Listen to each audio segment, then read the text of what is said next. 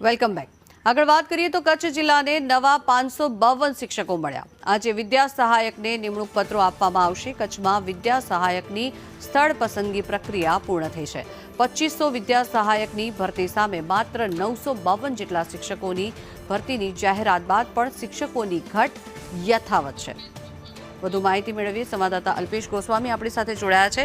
અલ્પેશ, વિદ્યા સહાયકની સ્થળ પસંદગી પ્રક્રિયા તો પૂર્ણ થઈ છે, પરંતુ હજી પણ શિક્ષકોની ઘટ છે, તેને લઈને શું કરવામાં આવી રહ્યું છે?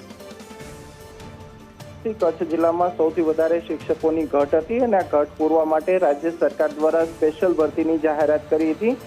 1 થી 5 ધોરણમાં 2500 જેટલા શિક્ષકોની ભરતીની જાહેરાત કરવામાં આવી હતી અને ભુજની લાલન કોલેજ ખાતે 2 દિવસીય પસંદગી પ્રક્રિયા છે તે પણ હાલ પૂર્ણ કરી દેવામાં આવી છે અને કચ્છને 952 જેટલા નવા શિક્ષકો મળ્યા છે।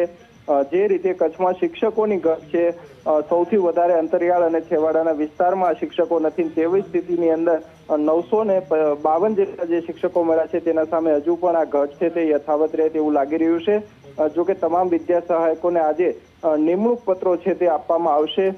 જો કે આ પ્રક્રિયાના કારણે મહદઅંશે શિક્ષકોની ઘટ પૂરવામાં આવી છે, પરંતુ હજુ પણ ઘણી બધી શાળાઓ એવી છે કે જ્યાં એક પણ શિક્ષક નથી। કેટલીક શાળાઓ એવી છે કે જ્યાં માત્ર એક જ શિક્ષક ફરજ બજાવી રહ્યા છે, એટલે કે સૌથી વધારે જે ઘટ સતાવી રહી છે તેના વચ્ચે મહદઅંશે રાહત મળી છે કચ્છને। જી આભાર અલ્પેશ સમગ્ર માહિતી બદલ।